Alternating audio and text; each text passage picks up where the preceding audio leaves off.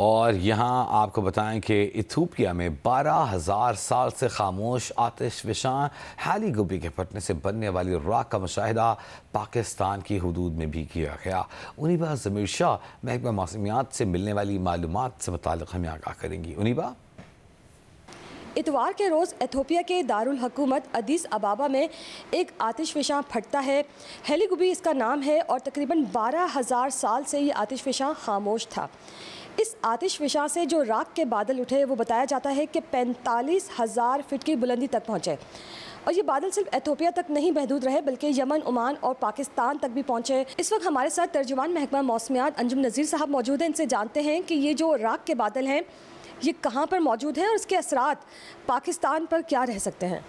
जी, जब वो इरप्ट हुआ और उसके इरप्शन के साथ साथ जब ये ऐश के बादल जो हैं ये हाइट पर गए तकरीबन 30,000 40,000 फुट और उसके बाद इसने जो है वो मूवमेंट शुरू की ईस्ट की तरफ हवाओं के रुख के साथ साथ। तो उसके बाद जब ये आए हैं तो उसके ये जो है यमन, ओमान से होते हुए बहरा अरब में और कुछ एरिया जो है ये इंडिया के जो ईस्ट वेस्टर्न साइड्स हैं यहाँ पर भी इसका इम्पैक्ट देखा गया। पाकिस्तान में कल सुबह सुबह तकरीबन 10 बजे के आसपास गवादर के 60 नॉटिकल माइल साउथ में जो है इन फ्लाइट जो है इसकी ऑब्जर्वेशन हुई। ये जो आपको सर्कुलर पाथ इलिप्टिक पाथ नज़र आ रहा है इसके अंदर जो ये क्लाउड नज़र आ रहे हैं ये बेसिकली वॉल्केनिक ऐश है।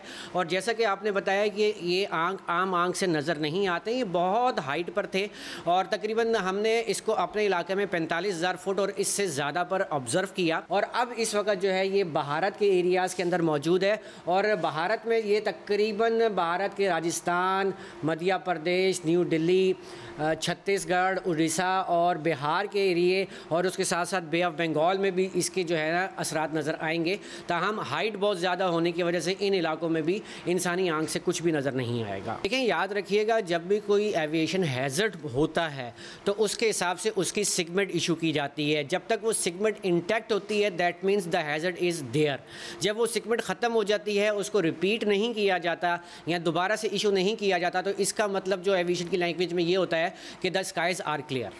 जी हाँ, हमारी फ़िज़ाई हदूद अब साफ़ हो चुकी है। महकमा मौसमियात की जानिब से आगाह किया गया है कि ये जो राख के बादल हैं अब ये भारत की जानिब पर जा चुके हैं। ये राजस्थान, दिल्ली और ये बे ऑफ बंगाल तक जाएंगे और वहाँ पर भी उसके असरात ज़मीन पर कुछ ख़ास नहीं रहेंगे क्योंकि ये बहुत ज़्यादा बुलंदी पर मौजूद हैं।